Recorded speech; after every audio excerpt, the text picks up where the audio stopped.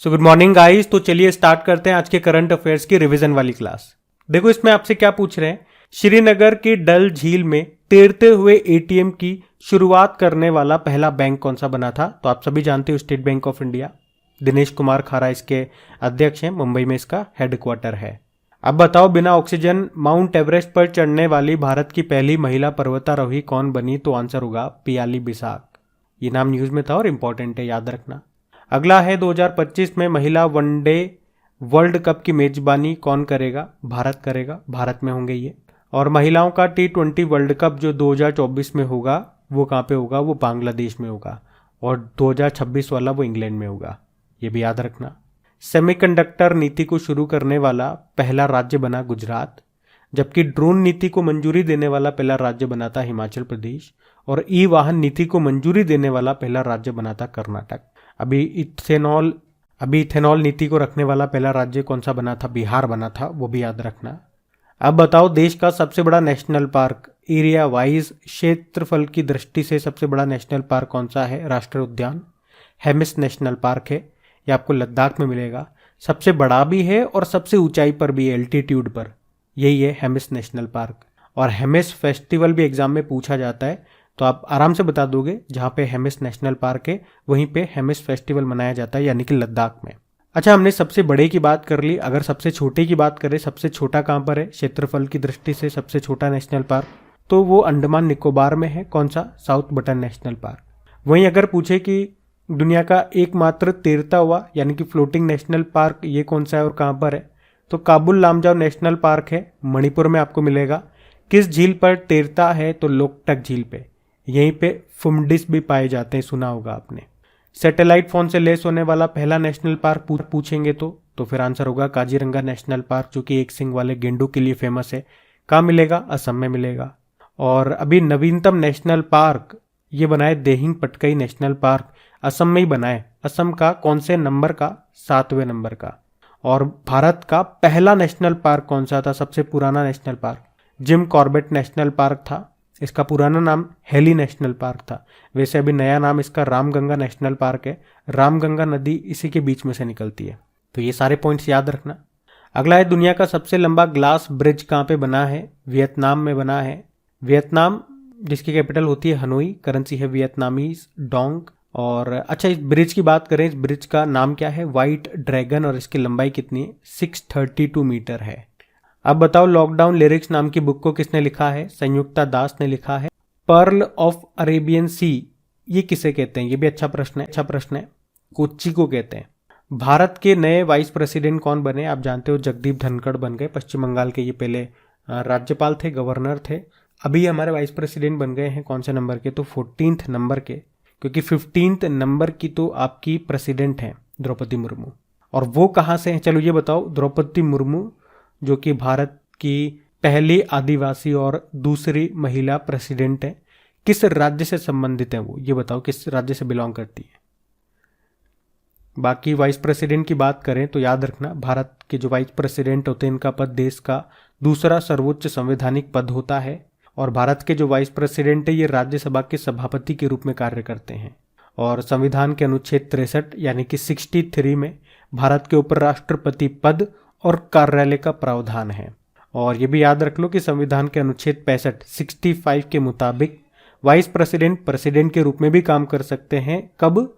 जब प्रेसिडेंट की मृत्यु हो जाए, या वो त्यागपत्र दे दे, या उसे हटा दिया जाए, या पद की अवधि समाप्त हो जाए, उस कंडीशन में। वैसे अगर बात करें स्वतंत्र भारत के पहले उपराष्ट्रपति कौन थे? सर्वपल्ली राधाकृष्णन थे। अब पुराने महीने के करंट अफेयर्स का हम लोग रिवीजन करेंगे। और हाँ, अगर आप में से कोई इस वीडियो को वेरी फर्स्ट टाइम देख रहे हैं तो आपको बता दूं, ये डेली करंट अफेयर्स वाली क्लास नहीं है, ये हमारी रिवीजन वाली क्लास है। मतलब इसमें हम रिवीजन करते हैं। किनका रिवीजन करते हैं? इसमें 10 स्टैटिक क्वेश्चंस होते हैं।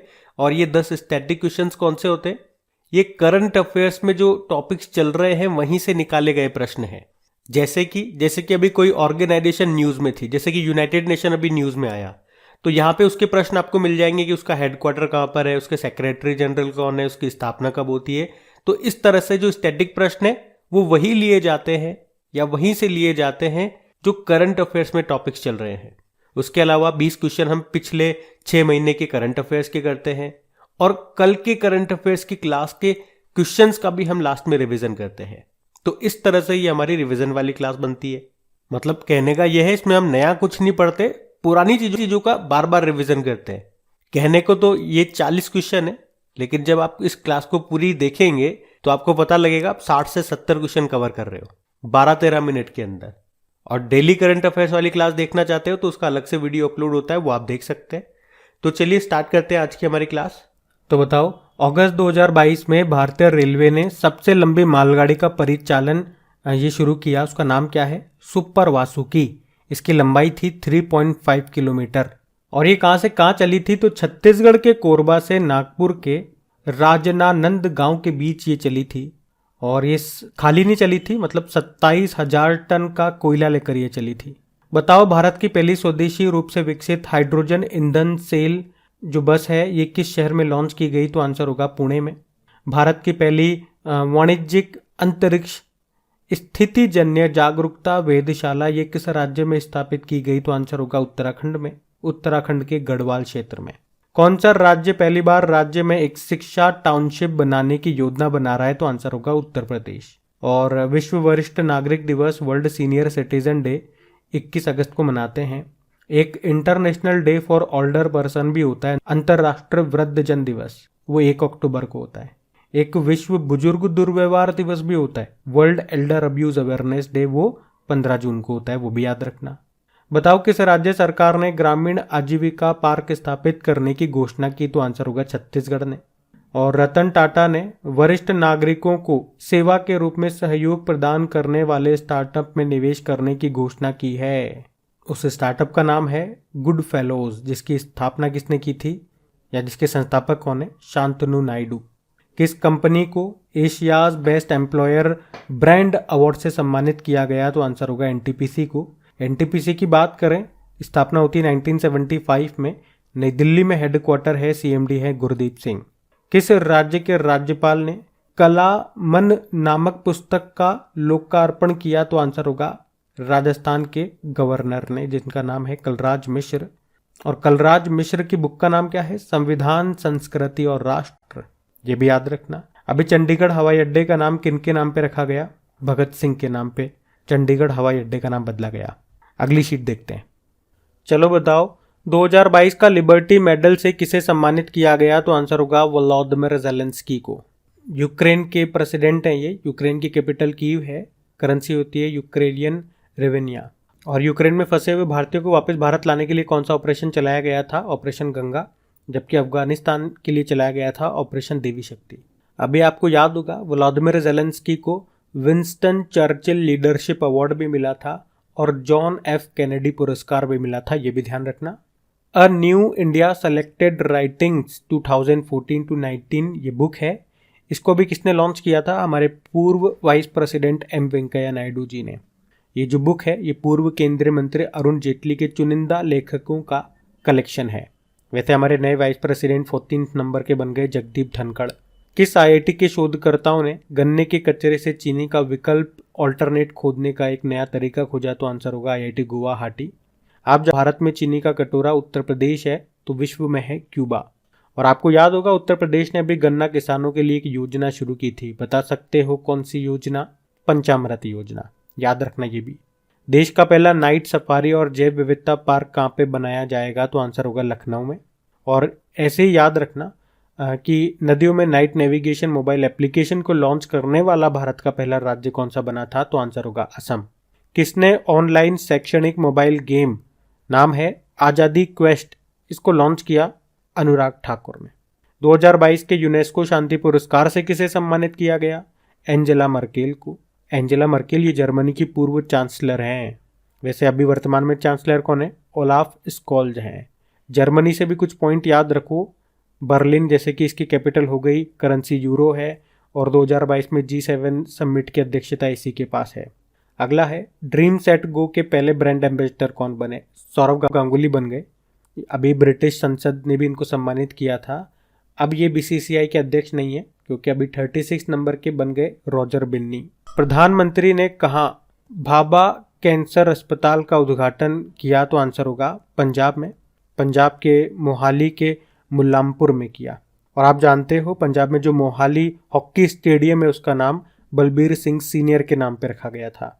और इसी के साथ हमने पढ़ा था कि मोदी जी ने हरियाणा के फरीदाबाद में अमृता हॉस्पिटल का भी उद्घाटन किया था।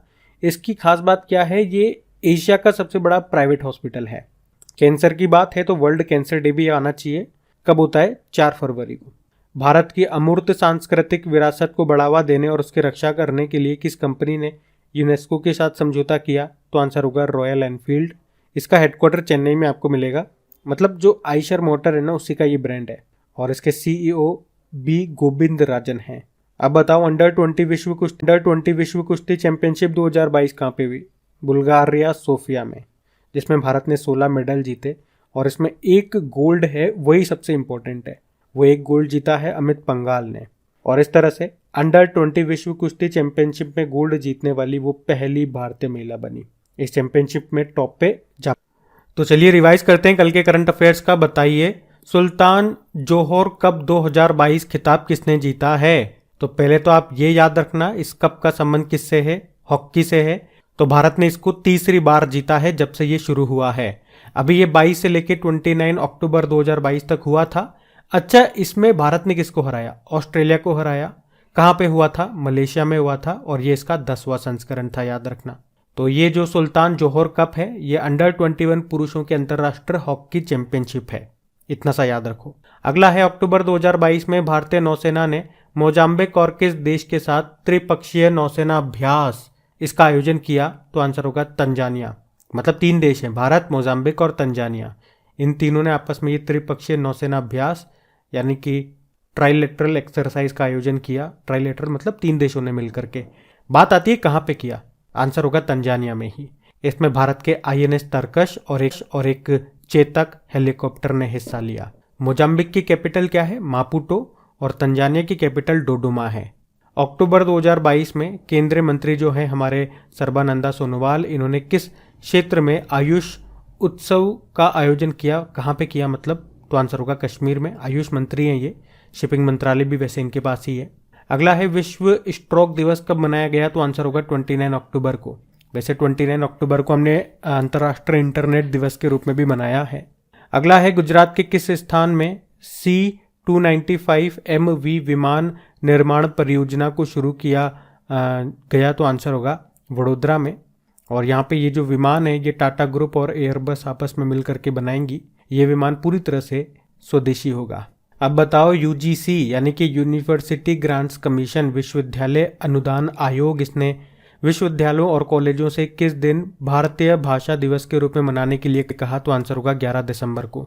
अब बताओ अक्टूबर 2022 में हैलोवीन फेस्टिवल ये कहाँ पे मनाया गया? तो आंसर होगा साउथ कोरिया में। और ये भी चर्चा में क्यों आया? क्योंकि यहाँ पे भगदड़ हुई और उसके कारण काफ़ी लोग मारे गए। 150 के ऊपर लोग मारे गए हैं। वैसे तो कई पश्चिमी देशों में मनाया गया, लेकिन इसी कारण से अभी ये चर्चा में था। तो ये कहाँ पे हुआ? इसका आयोजन साउथ कोरिया में।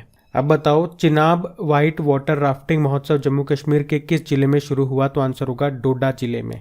और बताओ स्टेचू ऑफ बिलीव इसका उद्घाटन कहाँ पे किया गया था? राजस्थान में किया गया था। ये भगवान शिव जी की मूर्ति है। 369 फीट ऊंची, मीटर में बोलोगे तो 112 मीटर ऊंची है ये। राजस्थान के राजसमंद जिले के नाथ द्वार में ये बनी है। भारत की जो सबसे ऊंची, या यूँ कहूँ दुनिया की सबसे ऊंची स्टैचू है ना, सरदार वल्लभ भाई पटेल जी की स्टैचू ऑफ यूनिटी, उसकी ऊंचाई कितनी है? 182 मीटर है, वो भी याद रखना। तो गाइज ये था आज का आपका रिवीजन वाला सेशन। प्लीज़ अगर सेशन को अभी तक लाइक नहीं किया, लाइक करना भूल गए तो प्लीज़ इसे लाइक करके और इसे शेयर ज़रूर कर देना। जो भी आपके स्टडी ग्रुप हो गए या जो भी आपका फ्रेंड सर्कल हो गए, तो प्लीज़ एक बार शेयर ज़रूर कर देना। और आपके डेली टॉप 10 स्टैटिक क्वेश्चंस का क्विज बना करके अपलोड किया जाता है। स्टैटिक क्वेश्चंस का क्विज आपको मॉर्निंग में मिलता है और जो साइंस के क्वेश्चंस होते हैं डेली टॉप 10 साइंस के क्वेश्चन जो आपके एग्जाम में पूछे गए हैं वो शाम को अपलोड होते हैं, तो वो आप ज़रूर लगाया करें।